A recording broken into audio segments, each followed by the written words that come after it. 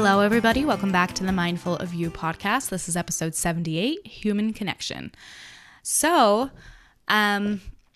this episode was inspired by a couple of things. One, there's a book called Lost Connections by Johann Hari that I read quite a while ago. I don't even know if I finished it.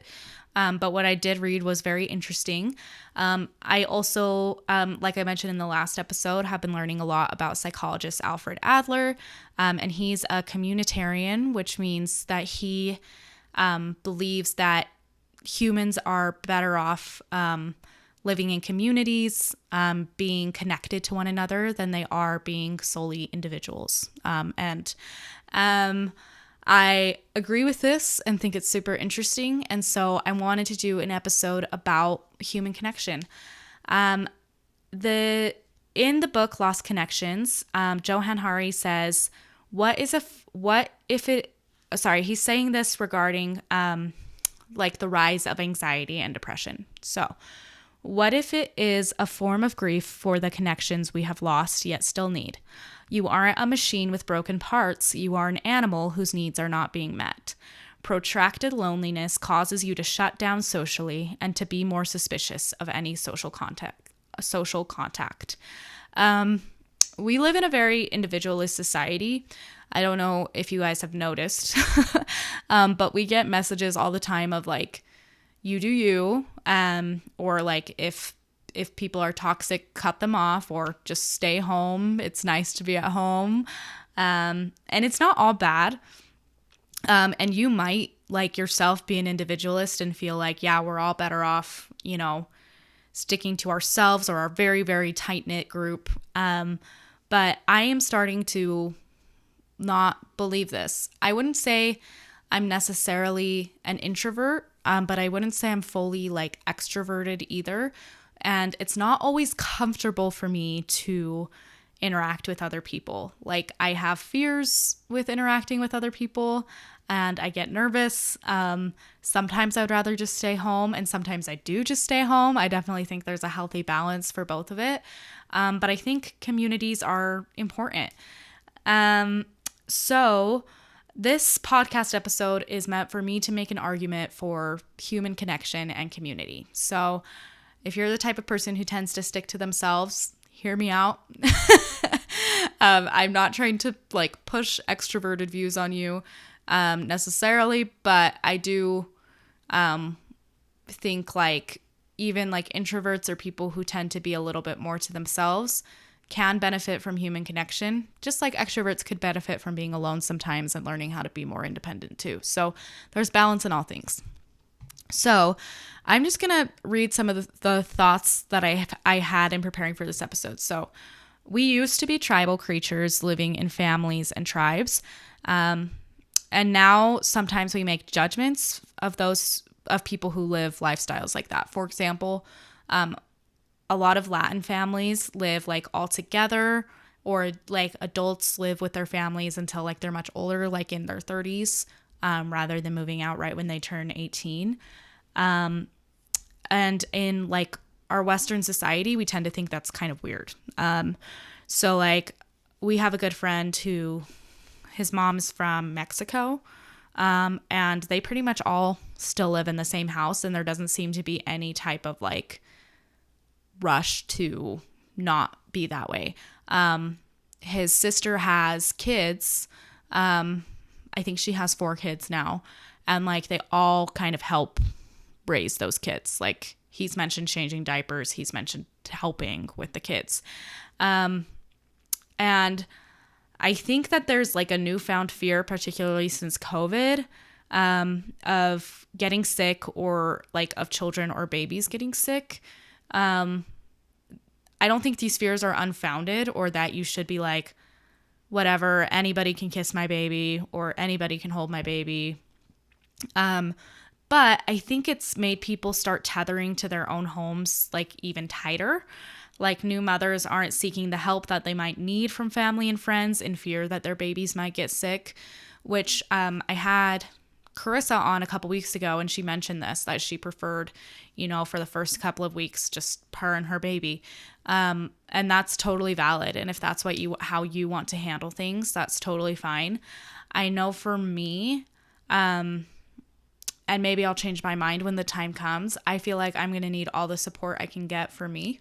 And I know my sister was very similar. Like, she had lots of people coming and helping and being with her and being with her baby. But not just in regards to like children, but just ourselves in general. I think that we tend to be a little bit more closed off than maybe we used to be or other cultures are. I also think there's a fear of social rejection and a lot of social anxiety going on. It's less risky to stay home and avoid going out because then no one can hurt your feelings if you aren't there to have your feelings hurt. I totally get this. But just like with anything, with a higher risk, I think there's a higher reward. It might feel more comfortable to stay home, but it might be better for us to be with people. As with everything, there's balance. I'm not asking people to become extroverts if they aren't extroverts by nature. I think your community can even be very small, or you can do calmer or chiller activities. I'm not suggesting that you go like white water rafting with a big group of people if that's not your thing. But maybe you get together with 1 to 2 people to watch a movie or to knit or to, like it can be whatever feels most natural to you. But I think connecting with other people is important. So I'm just going to talk about some of the pros of social and human connection. And then we'll talk about some of the cons or like the fears that go along with human connection. Pros, you have people to ask for help if you need it. So like if you are feeling like you can't handle it all or you need support, there's actually someone you could reach out to for help. You have more opportunities to serve and to give to others. This is something I resisted for a long time, the idea that serving and giving was going to help my mental health. And I definitely think that there's wisdom in you can't pour from an empty cup. However, I also think swinging too far in that direction is a very individualist way of thinking. And that we can all be giving and receiving almost simultaneously. You are a part of something bigger than yourself. I think this is really big, like feeling like you're a part of something beyond just you. I think this is why a lot of people are drawn to even like the army, like to fight for a bigger cause. Even like our communities at work, you can feel like, hey, I'm a part of a team. I'm doing something important. Our wards are, or like missionaries. I think a lot of missionaries, I mean, not me, but a lot of missionaries almost see an improvement in mental health. Maybe in the second half of their mission, because they start to realize like they're a part of like the gathering of Israel, and that's so important. And they feel a greater sense of purpose, and sometimes they lose that when they come home, but they don't have to. They can still be a part of that. Number 4, you are getting outside of your own head and your own problems. This is a huge thing in community because I think during COVID, like a lot of people were so focused on themselves because like there was nothing else to focus on. A lot of things stopped. A lot of workplaces changed drastically. A lot of school changed drastically. And we just kind of turned in on ourselves. And we started thinking like of everything wrong with our lives, everything wrong with ourselves. And I don't think that's a healthy way to live. And I think when we live more in communities, there's more of a sense of knowing that everybody has problems and everybody has their own lot to deal with. And yes, seeing your own issues and seeking help for that, but also helping others. And I also think there's just fewer issues with yourself because you're not as worried about it and you're not as focused on it. Number 5, you are taking the burden off of husband, parent, or whoever your closest person is to always be everything for you all the time. For example, your husband doesn't have to be one of your girlfriends. So I think when we have community, we're allowing like the people that we like are super, super close to, for me, it's my spouse, to get a break. Not necessarily that he's asked for a break from me or anything, but I don't think it's healthy for anybody to rely solely on one person for like emotional, physical, everything, like those kinds of needs. It's like as I've started to gain more friendships with women, I've realized like, oh, like they can provide things for me that my husband can't. Or he could, but it's a lot and he has a lot going on and he can't be everything for me all of the time. And so, yeah, I think those are the pros. And then cons and fears of social human connection. My number one is I'm so tired. I just want to stay home. I've been seen to like reels on Instagram where like it'll show a couple and it'll be like, when they text and say that they can't make it anymore, it's supposed to be like a double date that they're going on, and then like fast music plays and they go and change into pajamas and pop popcorn and lay in the bed and watch a movie. And like, I like that because I'm like, yeah, that's kind of awesome sometimes. So I'm not saying that I'm always like a social butterfly. I can enjoy staying home a lot, which is like half of the reason I'm making this podcast, because I'm like, I know it's important to push myself to get out there, because once I do spend time with people, I'm like, dang, like they're awesome. Like they're really cool. But I think there's so much validity to this. Like if we're working constantly or there's a lot of stress in our lives, it's like the last thing I need is to like keep up friendships or to keep up social interaction. So I totally get it. But I think we should find solutions for that. It might not be a solution you can find personally. It might just be the way our society is built right now, which isn't fair. But wherever you can, fight the tired and be with people at least a little bit. And like, there's no rules for like how frequently this needs to happen, how frequently you need to be calling your friends or hanging out with your friends or hanging out with family, but like just try and maintain relationships. My number 2, I just put in quotes. It says, I don't like other people. If you're a Gilmore Girls fan, Jess Mariano says this to Rory they're like at a house party, and she's like, says something like, or maybe they're not at the house party yet, but they're going to go to one. But he was like, I don't want to talk to anybody else. I don't like anybody else. And every girl's like, I want a guy who only likes me and no one else. But I think there's a lot of people who feel this way. That's just like, other people bug me. And that's sad. Like, I really do think that's sad.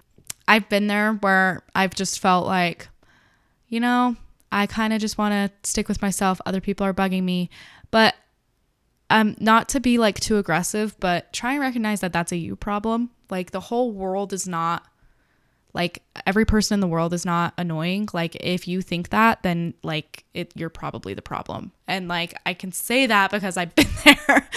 And so try and be more patient, I guess, and recognize that people can do things differently from you and you can still be friends. That's a lesson I am still learning. Okay. Number 3 is I don't know how to make friends.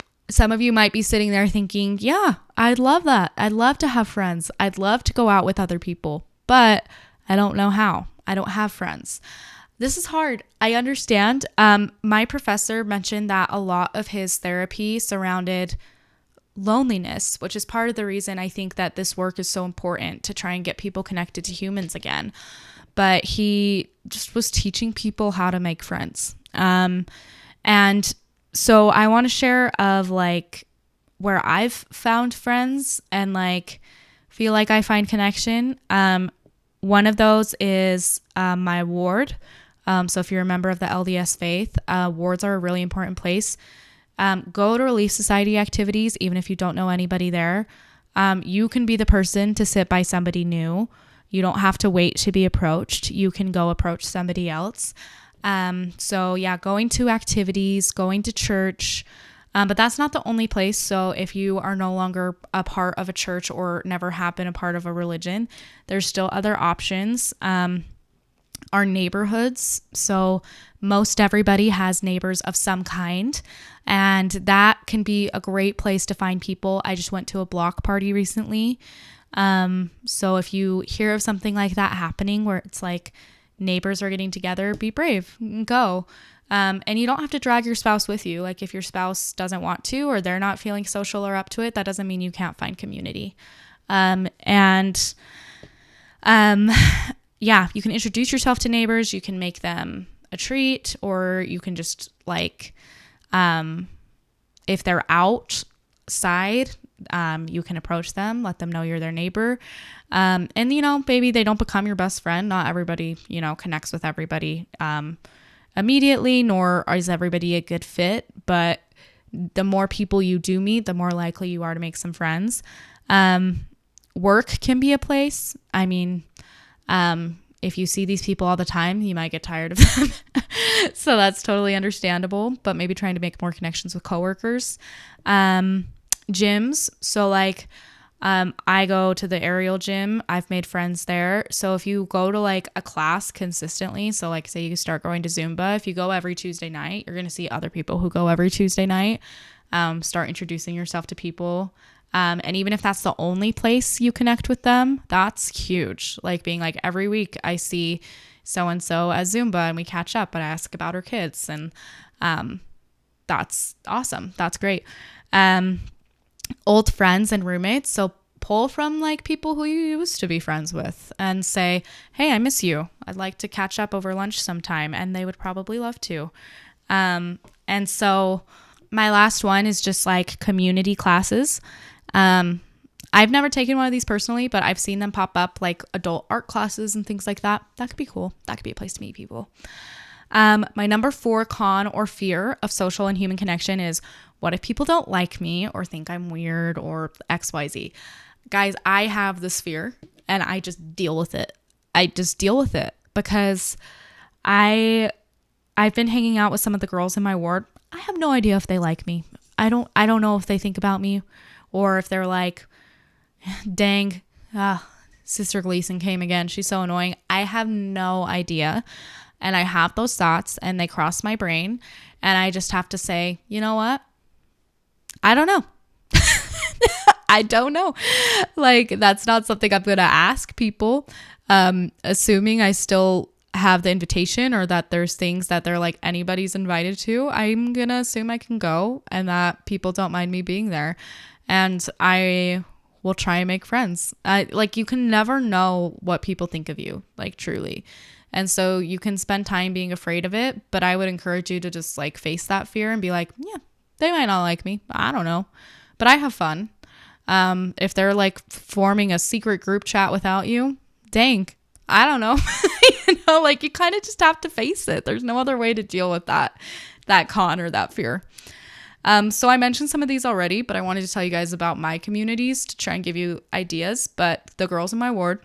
So I got a message a couple weeks ago, like in a big neighborhood group chat that was like, I'm going to start doing a bachelorette watch party if anybody wants to come. I've never watched The Bachelor or Bachelorette, but I'm like, I mean, I can go Tuesday nights. That sounds fun. And so I went and it was fun. And the show's stupid. Like, it's really dumb. But I don't hate reality TV either. If you really hate reality TV, it might not be the thing for you. But like, even if it's not like the perfect activity, if you're willing to try it out, you might have fun. So I even made like a fantasy league bracket for it. See if I can guess the winners and all that jazz. So I could have said, nah, I don't like The Bachelorette, I'm not going to go. But now I went and I know more people, which is cool. My own communities. Yeah. So that my old roommates and friends from high school, that's part of my community. My immediate and extended family is probably my biggest community. And then just my Aerial Silks crew. So the girls I know from Silks. I mentioned this earlier, but there's no rules for how often you have to get social. That's totally up to you, your life, your schedule. Some people want to be with others every single day. Like I seriously know people who are like in and out of each other's houses, like almost every day. That's not me. That would stress me out. For some, it might just be 1 to 2 times a month. I have a friend I see once every few months. I have other friends I see more frequently, like once every couple of weeks. I see family 1 to 2 times a month. I see my Aerial Silks girls probably 2 or 3 times a week. But try to be with people, particularly if you are a little antisocial. Just try it. So I do want to mention, I'm not trying to get you to swing in the other direction. Like, I don't want you to be reliant on other people's like validation or anything in order to be happy. Like, if you're forced to be alone, it's like no one's available, or like you're a person who like needs other people to be happy. We don't want that either. But we just want you to be like willing to get social and to have those connections in that community. But if you need to spend a night alone because everybody's busy, or something comes up, I want you to be able to do that as well. So yeah, that's hard, but it's I think it's important to learn how to be independent and also learn how to be interdependent, and to know and talk to other people and build friends and build communities. So anyway, this was like a super opinion filled episode. Like, I am heavily pushing my morals on you. So like, I know like towards the beginning, I'm like, I don't want to force you to be an extrovert. Maybe I do. I don't know. So like, I recognize that, and I recognize that there's more than one way to live. But I am pushing for this lifestyle. And so I'm just going to acknowledge that. I appreciate you guys listening and caring enough to hear out my opinions about this. I will be chatting with you again next week. And I think I know what about. Let me double check. Okay, so join me next week. This topic, I'm so nervous to record this episode. I haven't scripted it even yet, but I'm going to talk about what to do when you're sick. I am so sucky at life when I'm sick. I'm healthy right now, so I'm like, maybe I should record it while I'm healthy, and then in my healthy brain, I can try and transfer that to when I'm sick. But this was my mom's idea, because I told her, I'm like, Mom, I fall apart when I'm sick. Like, and I am the worst. I don't know how else to describe it. And she's like, you should do a podcast episode on it. I was like, but what am I going to tell people? I'm so bad at it. So we'll see how scripting this one goes. But yeah, if you also suck when you're sick, or like if you're really bad at life when that happens, come listen. Come be with me, because me too. Hey, have an amazing week, you guys. Have a good one. Bye-bye.